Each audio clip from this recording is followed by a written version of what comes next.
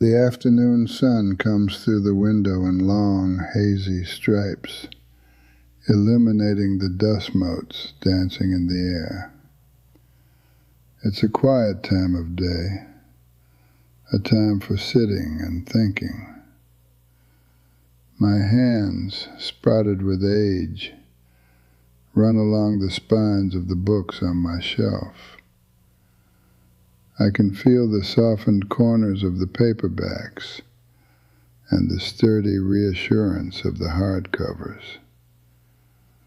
I pick up an old leather-bound copy of a story I know by heart, feeling its familiar weight in my palms. It's a good feeling.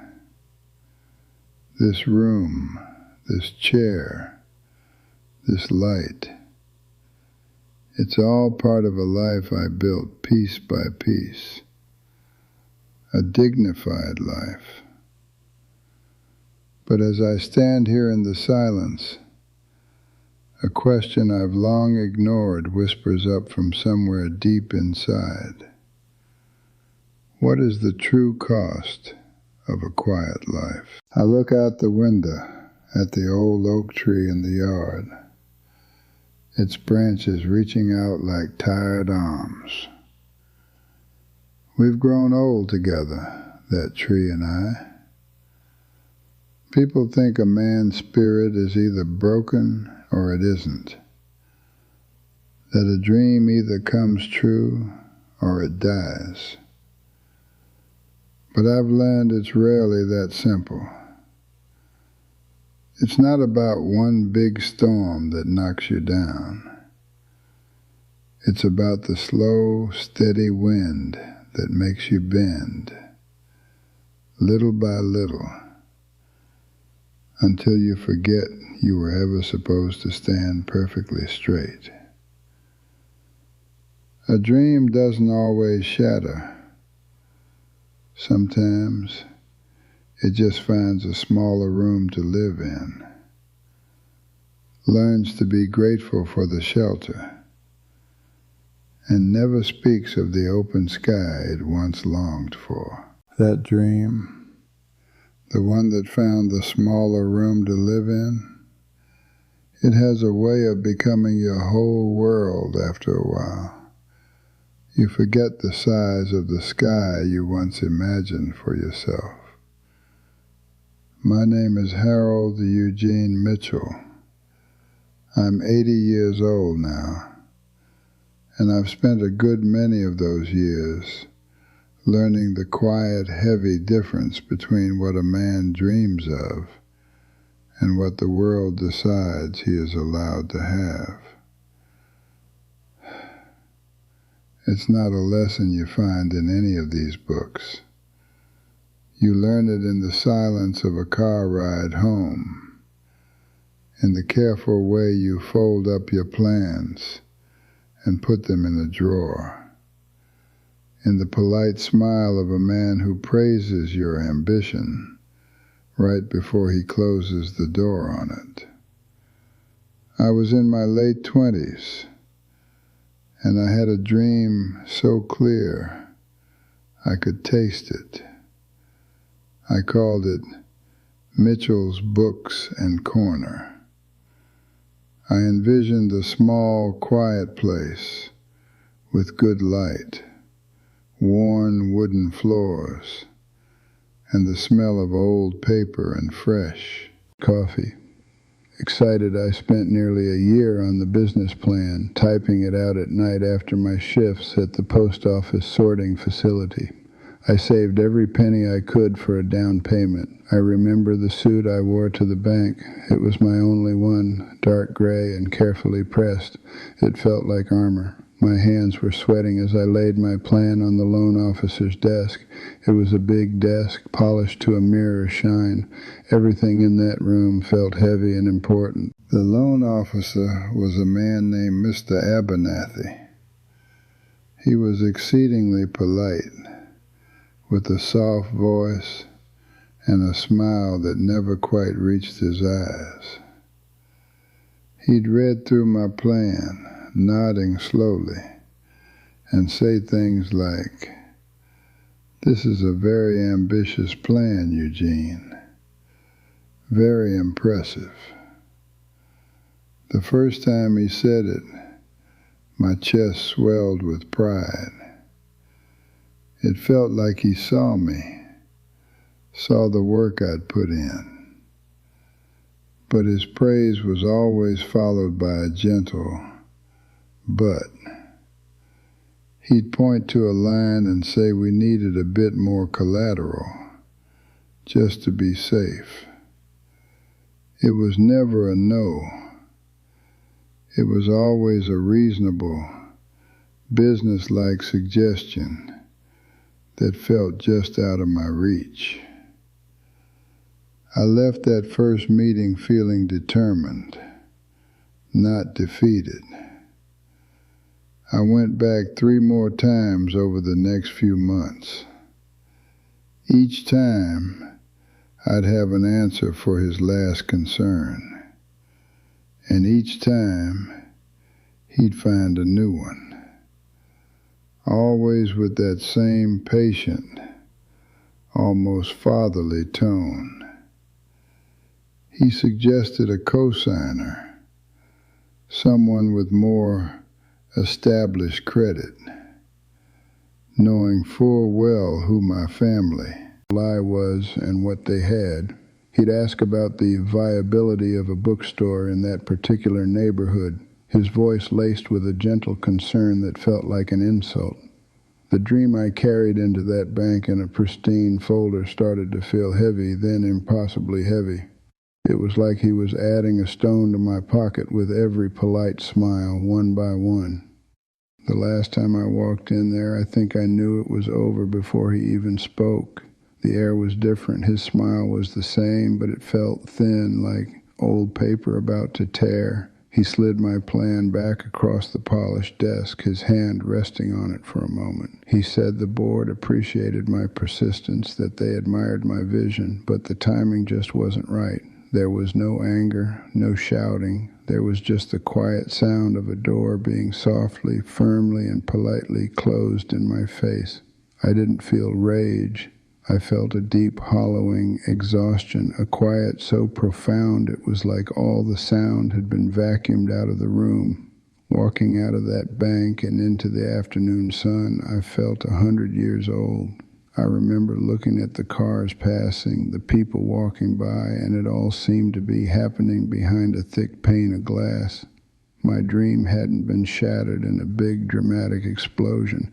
There was no villain to rail against. It had been carefully and methodically disassembled piece by piece with compliments and concerns until there was nothing left but a pile of paperwork and a quiet ache in my chest. It wasn't killed. It was just made too heavy for one man to carry. And that, I learned, is a much quieter way for a dream to die. For years after, I'd replay those meetings with Mr. Abernathy in my head. I'd think of smarter answers I should have given, different figures I should have presented. For a long time I carried a quiet shame, believing I had failed, that my dream wasn't strong enough, or maybe I wasn't. It's a heavy thing to think you've failed yourself. The anger was there, of course, but it was a quiet, smoldering thing. Where was I supposed to put it? You learn early on that a black man's anger is a dangerous fire. It burns you first, so I packed it down deep, buried it under responsibility and the daily need to just keep going. Dignity felt like the only armor I had left, and I did keep going. I built a good life, a solid one. I worked 35 years for the Postal Service. I raised a family in a home filled with love and plenty of books, even if they weren't my own to sell. There was a deep satisfaction in that, a real and honest pride. But the ghost of that bookstore never quite left. It would visit me on quiet afternoons or when I'd smell old paper in a library. It wasn't a haunting, not exactly. It was more like a quiet companion, a shadow of the man I might have been. I learned to live with both feelings at once. Gratitude for the life I had and a soft, persistent ache for the one that was politely taken from me.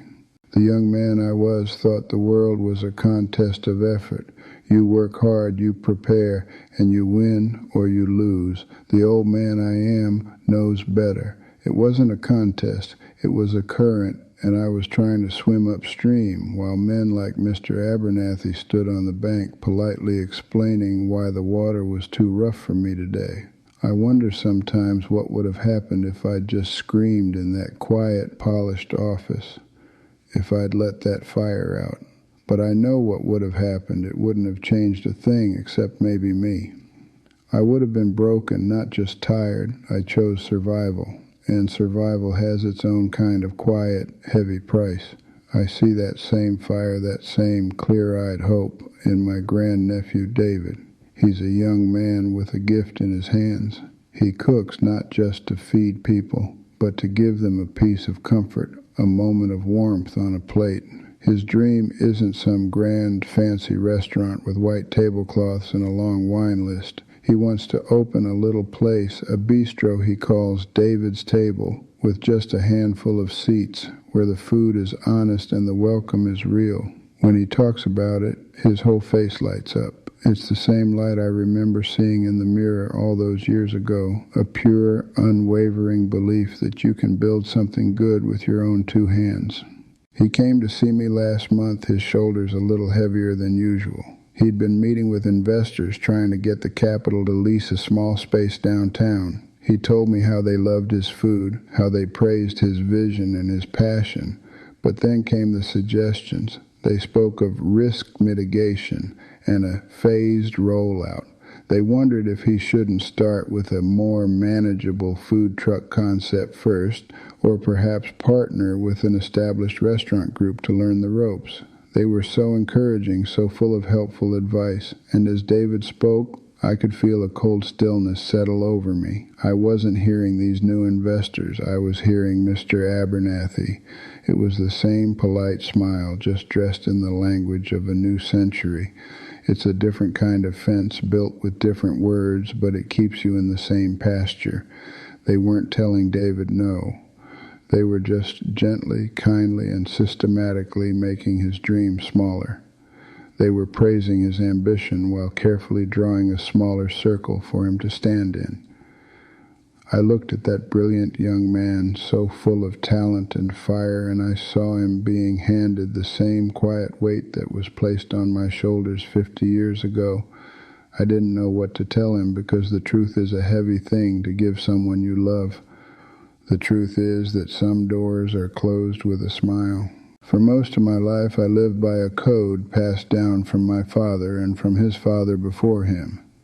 It wasn't written anywhere, it was just in the air we breathed, in the quiet resolve in their eyes after a long day's work. You have to work twice as hard, they'd say, to get half as far. I always took that as a challenge, a call to arms. I focused on the first part of that sentence. I believed that twice as hard was a test of my mettle, a way to prove my worth. I thought if I was just more prepared, more diligent, more excellent than anyone else, I could overcome the imbalance.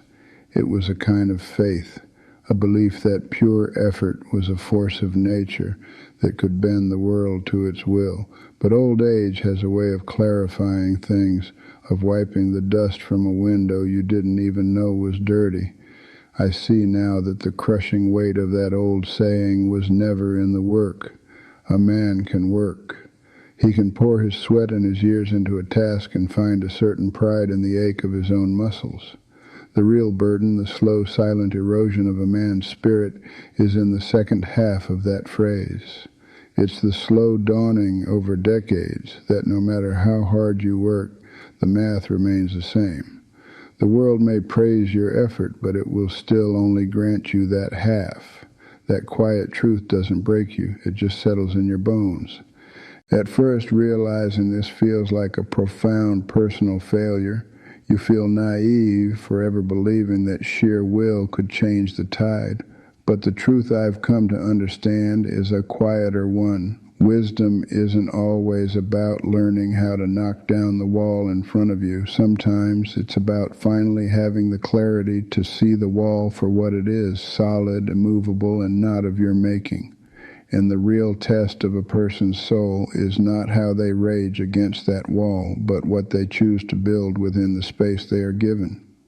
finding the dignity to cultivate your own garden, to make it beautiful and full of life. That is its own quiet, unshakable victory. When I see young people like David walk into those important rooms now, I find myself watching their hands. I see how they hold their papers or their devices, trying to keep them steady.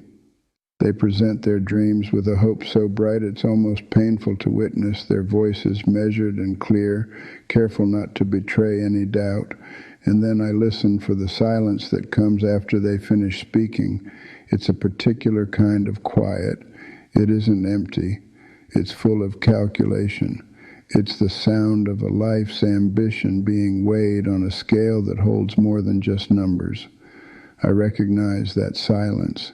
It has a weight all its own, a pressure you can feel in the air before a single word is spoken. Sometimes a person will ask me how I manage to keep from growing hard, from letting a deep bitterness take root in my soul. I don't have a simple answer for that.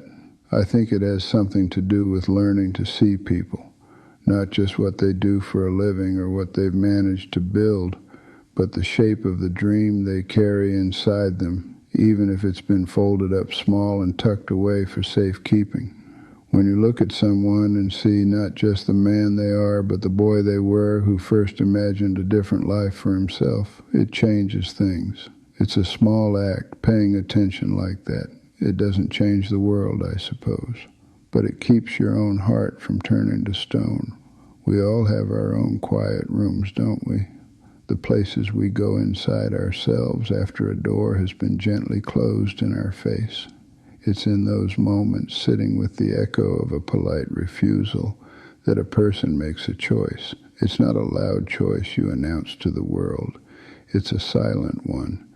You decide whether the life you have is a failure or simply a different story than the one you set out to write. The world will always have its tape measures, its scales, and its polished desks, but it doesn't get to measure your soul. That is a space you alone are responsible for tending. A man's dignity is not in the size of the room he is given, but in how he furnishes it. I find myself back here in this chair, the afternoon sun now a soft golden glow on the floorboards. The dust motes have settled. My hand rests on this old book, its cover worn smooth by time and touch, feeling the familiar weight of it in my lap. I once asked what the true cost of a quiet life was. I see now it's not a single price you pay at a counter. It's a slow, steady tax on the size of your sky, paid out over decades in small, unspoken compromises. You learn to appreciate the shelter you have, the warmth of the sun coming through a smaller window. This room filled with these books is not the dream I drew up on paper all those years ago, but it is the one I built with the pieces I was allowed to keep. It is a good room, a solid room, and it is my own. The dream of Mitchell's Books and Corner is a ghost that has walked beside me for 50 years, a quiet companion on my journey. But looking around now, I wonder if I've had it wrong all this time. A dream doesn't always die when its name is taken away. Maybe it just changes form, finds a new vessel. The dream wasn't just about the selling of books, but about the life lived among them, the quiet dignity of a place filled with stories. And that I have had in abundance. The room may be smaller, the audience just my own family, but the stories are all here. The dream didn't vanish. It just learned to whisper instead of shout. It settled down right here in this chair and grew old with me. People talk about dreams as if they are made of glass, things that can be shattered in a single loud moment of impact, but that wasn't my experience. My dream wasn't broken by a hammer blow. It was gently worn down, like a stone in a river. It was smoothed over by 1,000 polite conversations, 100 reasonable suggestions, and 1,000,000 quiet moments of accepting a little bit less than I had hoped for. The world doesn't always need to shout to get you to step back. It can just stand in your way with a patient smile, explaining all the sensible reasons why the path you chose is not for you. It teaches your ambition to be more practical, more manageable, until it fits neatly inside the box you've been handed. A dream doesn't always die. Sometimes it just learns to be small. It learns to find its nourishment in a smaller patch of soil, to be grateful for the light from a single window instead of the entire sun. It learns that its survival depends on not taking up too much space, on not making too much noise. This quiet, diminished thing still looks a bit like the original dream, but its heart beats slower, its breath is shallower. It is a thing that has chosen survival over grandeur, a quiet life over a brilliant one.